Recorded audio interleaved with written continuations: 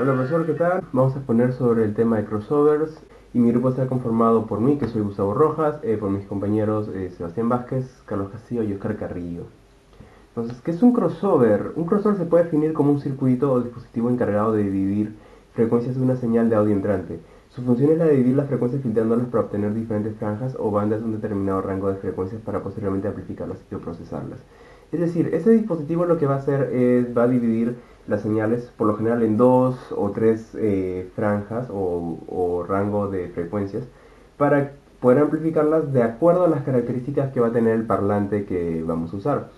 Puesto que, como ya hemos visto, de acuerdo a ciertas características del parlante, por ejemplo, lo que podría ser el tamaño del woofer o el tamaño del tweeter, van a poder reproducir mejor determinados rangos de frecuencias. Entonces vamos a usar el crossover justamente para eso, siendo no esta su única aplicación. Entonces, ¿cómo los vamos a clasificar? Vamos a clasificarlos según el número de vías. Obviamente, por ejemplo, uno de dos vías se va a usar para un parlante de dos vías, uno de tres vías para un parlante de tres vías y así sucesivamente. Por ejemplo, en la imagen tenemos un parlante de cinco vías, entonces necesitaríamos un crossover que pueda hacer ese tipo de división. También podemos clasificarlo por sus componentes, si son activos, es decir, si usan algún tipo de conexión eléctrica para poder funcionar, si son pasivos, como los que están generalmente dentro de los mismos parlantes, si son digitales, si son mecánicos, etcétera. De acuerdo a su topología también, si el proceso está en serie, en paralelo o si es derivado. También el tipo de filtro que usaremos será un criterio para clasificarlos, como podría ser un filtro de primer orden, de segundo orden y etcétera. ¿Para qué sirve? ¿Qué es lo que encontramos acá? Dice, el uso más común está relacionado a las características de los parlantes, ya que la mayoría de los circuitos de altavoz individual son incapaces de cubrir todo el espectro de frecuencias audibles, por lo que un crossover será ideal ya que dividirá la señal de audio en bandas de frecuencia independientes que pueden ser enviadas por separado a los altavoces optimizando las bandas de frecuencia. Entonces, es básicamente lo que comenté hace un momento. De hecho, en la imagen tenemos un Yamaha NS10 y como vemos tiene una... El parlante, mejor dicho, tiene un driver bastante grande y uno bastante pequeño. El grande obviamente va a ser el woofer, el pequeño va a ser el tweeter. Entonces, de acuerdo a sus características, el woofer va a poder reproducir frecuencias bastante graves, sin ningún problema, y no va a poder reproducir frecuencias agudas. El tweeter va a ser todo lo contrario, debido a su diámetro va a poder reproducir frecuencias agudas, pero no va a poder reproducir frecuencias graves. Entonces, aquí entra justamente a taller el crossover. El crossover lo que va a hacer es dividir la señal de audio de tal manera que llegue solamente frecuencias graves al woofer y frecuencias agudas al tweeter, y así podamos reproducir o escuchar el audio como debería ser. Entonces, aplicaciones más comunes, ¿qué es lo que tenemos aquí? Dice, la aplicación más obvia es la de optimizar la respuesta en cada una de las vías de un parlante, habiendo por lo general dos o más. Pero otro de sus usos aprovechado en el audio profesional es el procesamiento multibanda. Esto incluirá efectos como el compresor multibanda o el de-esser. Entonces, bueno, básicamente lo que mencioné también hace un momento. Entonces, ¿qué vamos a agregar? El ejemplo del procesamiento multibanda. Como podemos ver en la imagen, tenemos un compresor multibanda y amplificador de micrófonos. Bueno, básicamente, ¿qué es lo que hace? Bueno, el crossover va a dividir, o mejor dicho, el procesador multibanda va a dividir la señal, por ejemplo, en dos o tres partes, por ejemplo, de graves, medios y agudos. Y bueno, este procesador, por lo que vemos, puede procesar cada una de las señales de manera independiente previamente a su amplificación. Es decir, podemos comprimirla, podemos limitarla, de repente podríamos poner algún tipo de distorsión y podemos incluso definir desde qué frecuencia a qué frecuencia va el rango de graves, de qué frecuencia a qué frecuencia va el rango de medios, de qué frecuencia a qué frecuencia va el rango de agudos, si es que fueran tres días. Si fueran cuatro, si fueran más, obviamente vamos a tener todo ese tipo de control. Filtros más usados en crossovers y sus características. Al igual que los filtros tienen órdenes diferentes, también lo hacen los cruces, dependiendo de la pendiente del filtro que implementan.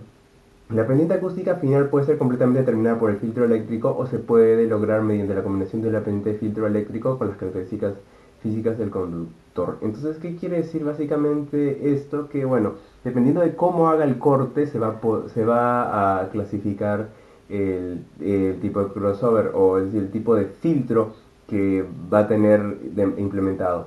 Bueno, Acá también menciona lo de filtro eléctrico y las características físicas del conductor. ¿Qué quiere decir eso? Que de acuerdo a los materiales que usemos en la construcción de nuestro parlante, va a poder reproducir mejor ciertas frecuencias y eso se va a usar justamente en favor de la separación de dichas frecuencias para poder reproducirlas mejor. Entonces va muy de la mano también con las características físicas del diseño del parlante. Ahora, tipos de filtros. El filtro de primer orden, filtro de segundo orden, filtro de tercer orden, cuarto orden, de orden superior, es decir, de quinto, me parece que hay hasta doceavo. Y filtro mixto, que básicamente es una combinación de los filtros anteriores. En el caso de crossovers pasivos, que es algo que van a explicar mis compañeros, se usan normalmente de primer a cuarto orden. Y para activos se puede usar cualquiera de los anteriores y hasta más, es decir, filtros de orden superior. Tipos de filtros. Filtro de primer orden, 6 decibeles por octava con mecaimiento. El filtro es de tipo Butterworth. Sin irnos mucho del tema, Butterworth es el que ideó este tipo de filtro, o mejor dicho, de función matemática que describe cómo es que se comporta este filtro, como se puede ver en la imagen. Entonces, bueno, son considerados por muchos audiófilos como el tipo de filtro ideal para cruces. ¿Por qué? Porque tiene una respuesta bastante plana y empieza a decaer de manera bastante suave. Entonces, supuestamente eso lo hace mejor. Pero eso va a tener ciertas desventajas. Por ejemplo, al ser el decaimiento tan pero tan suave, por ejemplo, si tenemos un Twitter, va a tener dificultad para reproducir frecuencias a partir de ese punto de corte. ¿Por qué? Porque si bien va a ir decayendo, todavía va a seguir reproduciendo muchas frecuencias graves, si bien a un nivel mucho menor. Entonces eso podría ser un problema para su funcionamiento. Tenemos el filtro segundo orden, 12 decibeles por octava dependiente. Filtro segundo orden puede ser tipo Bessel, Linkwitz, Relay o Butterworth, que como comenté, o sea, todos ellos lo que hacen es básicamente han determinado funciones matemáticas que van a describir cómo es que se comporta el filtro. Dice, este orden se utiliza comúnmente en crossovers pasivos, ya que ofrece un equilibrio razonable entre la complejidad, la respuesta y mayor protección de la frecuencia del controlador. Justamente lo que mencioné hace un momento, el filtro al tener un poco más de pendiente no va a ser tan dañino, por decirlo de alguna manera, para el funcionamiento de nuestros parlantes, en el caso de los tweeters que van a reproducir frecuencias agudas. Pasamos al filtro de tercer orden, decaimiento de 18 decibeles por octava, y por lo general filtros de tipo Butterworth. Bueno, en la imagen tenemos varios tipos de filtros Butterworth, es decir, de diferentes órdenes. Como podemos darnos cuenta, el filtro varía en 6 decibeles. Entonces, si el de 18 es de tercer orden, el siguiente va a ser de 24, justamente como lo dice la diapositiva, 24 decibeles por octava. Esos filtros son complejos de diseño en forma pasiva, es decir, son, en otras palabras, caros. Los filtros pueden ser tipo Linkwitz Relay, Bessel, Butterworth y Chase-Shep. Bueno, acá en la imagen se ve incluso con mayor claridad cómo es que el tipo de filtro reacciona de acuerdo, o mejor dicho, sencillamente el filtro va a ser diferente. Si bien va a decaer 24 decibeles por octava, la función matemática que lo define es muy diferente. Entonces aquí se ve claramente como lo acabo de mencionar. Ahora, filtros de orden superior hasta 96 decibeles por octava. Son caros y difíciles de implementar en sistemas pasivos, por lo cual vamos a implementarlos en sistemas activos. Como se ve en la imagen, tenemos hasta uno de décimo orden y sencillamente, bueno, se puede ver que si lo comparamos con lo anterior, se acerca más al tipo de filtro ideal. Ahora tenemos el filtro mixto. ¿Qué es un filtro mixto? Básicamente es una mezcla de cualquiera de los filtros anteriores. Estos son usados, bueno, en crossovers pasivos por lo general. Y se usan para compensar la diferencia de fase entre las diferentes vías. ¿Por qué? Porque al tener si bien el filtro no es ideal, por ejemplo, van a haber cruces de frecuencias en entre ambas vías. Entonces, cuanto el filtro es de mayor orden, va a haber más riesgo que haya problemas de fase, puesto que están en diferentes posiciones las vías. Entonces, cuanto el filtro es más, va a tener más pendiente, va a haber menos riesgo de que haya problemas de fase entre lo que se reproduce en cada una de las vías. Entonces, bueno, doy pase a mi compañero y nada, muchas gracias. Profesor, ¿qué tal? Hoy me tocó hablar los tipos de crossovers. Hay dos tipos de crossovers, que son pasivos y activos. Los activos también son conocidos como electrónicos. Un crossover pasivo son filtros electrónicos que no requieren de una fuente de alimentación externa. En su esencia básica, las bobinas y los condensadores realizan la tarea de filtrar la señal de audio después de la amplificación y de separar las frecuencias al conductor correcto. Bueno, los crossovers pasivos son los más comunes por estas siguientes razones. Su bajo costo para la fabricación, son baratos, y solo se necesita un solo canal de amplificador por cada altavoz. La desventaja es que es cómo los componentes afectarán a los dispositivos y bueno, carecen de flexibilidad para adaptarse a otro altavoz cambiante. En conclusión, esta desventaja causa considerable dolor y estrés a los diseñadores de altavoces al momento de diseñarlos. Los crossovers activos, por otro lado, generalmente son ajustables, o sea, se pueden seleccionar los puntos de crossover y a menudo tienen otras características como los circuitos de amplificación de bajos y los interruptores de fase para los subwoofers. Otra bonificación cuando se utiliza un crossover electrónico o activo es que se puede controlar independientemente el volumen relativo de los diferentes tipos de altavoces. Y bueno, también requieren una fuente de alimentación externa y separan la señal antes de la amplificación, en lo que el crossover pasivo filtra la señal después de la amplificación. Por lo tanto, los crossovers activos requieren un canal de amplificador por la red de altavoz. Por ejemplo, bajo, medio, alto requerirá canales de 3 amperios. Bueno, en lo que pude concluir de las características anteriormente mencionadas, los crossovers activos serán más eficientes al usarlos. Tendrán mejores respuestas y es mejor en el ámbito del sonido. Gracias. Bien, profesor, a mí me tocó hablar sobre los ejemplos de la aplicación de los crossovers activos y pasivos. Los crossovers pasivos son aquellos que no requieren energía eléctrica para su funcionamiento, ¿no? Entonces, para un crossover pasivo, cuyos componentes son 2 bobinas, capacitores, resistores, no necesita, ¿no?, corriente, pero el funcionamiento es el mismo que el activo. Dividir las frecuencias, ¿no?, por bandas, que depende del crossover que utilicemos, ¿no? Puede ser un crossover con 2 o 3 embobinados, depende, ¿no? El crossover pasivo puede dividir las frecuencias, más también involucra la potencia. Si tenemos un crossover pasivo que divide, o mejor dicho, que tiene 150 watts, el crossover lo que haría, volvería a la potencia equiparable.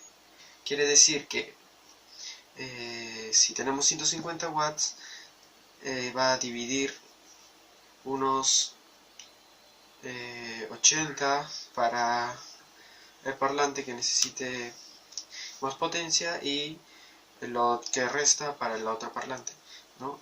Más no, o sea, lo que resta de 150 menos 80, ¿no?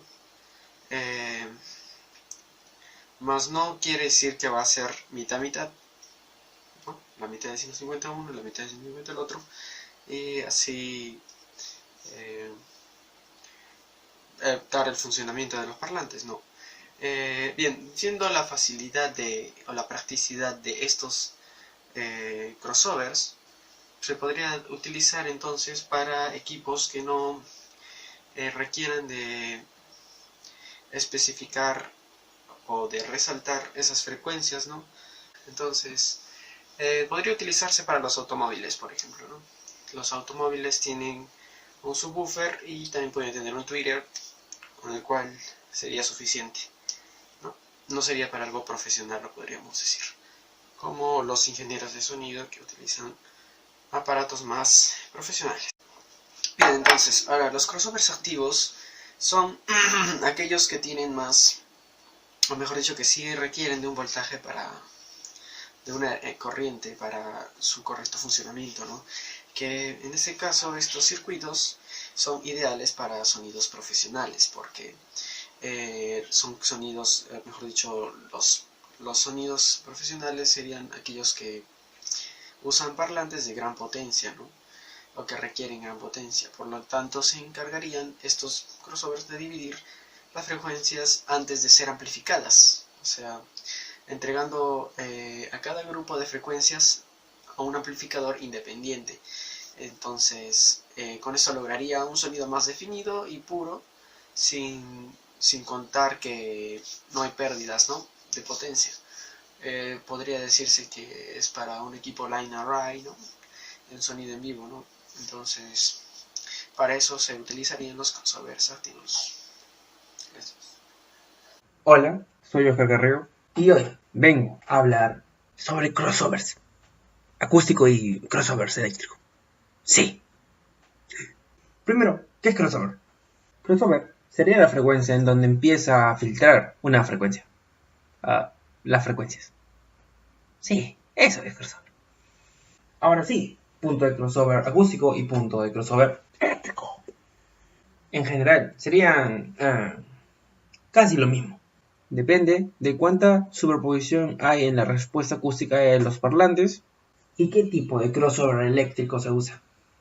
Si el transductor A y B tienen respuestas bastante parecidas y se oponen entre sí en un margen considerable, debería situarse un punto de cruce eléctrico a la mitad de ese rango. La acústica y punto de cruce eléctricos vendrían a ser lo mismo. Ese sería el caso más simple, pero como es de esperarse, se va a ver más complicado si tomamos en cuenta por individual cada componente, o controladores, o subcontroladores. Sí. En sí, los filtros de mayor pendiente determinarán la respuesta acústica más que los de menor pendiente. Sí. Entonces, deducimos que cuando se use filtros de 24 dB por octava, el punto de cruce acústico estará más cerca que el punto de cruce eléctrico, más cerca respectivamente del filtro 12 dB por octava. Claro, en cualquier caso, probablemente estuvieran bien cerca. La detección de puntos de cruces acústicos requieren una medición de parlantes. Con los sistemas de cruce que incluso tienen pendiente de orden, generalmente se invierte la probabilidad de uno de los controladores para buscar una cancelación de fuente. O subcode, así se pronuncia, subcode. Sí, no sé cómo se pronuncia, pero estará escrito acá. Todo esto nos dirá dónde es el punto de crossover acústico. Gracias.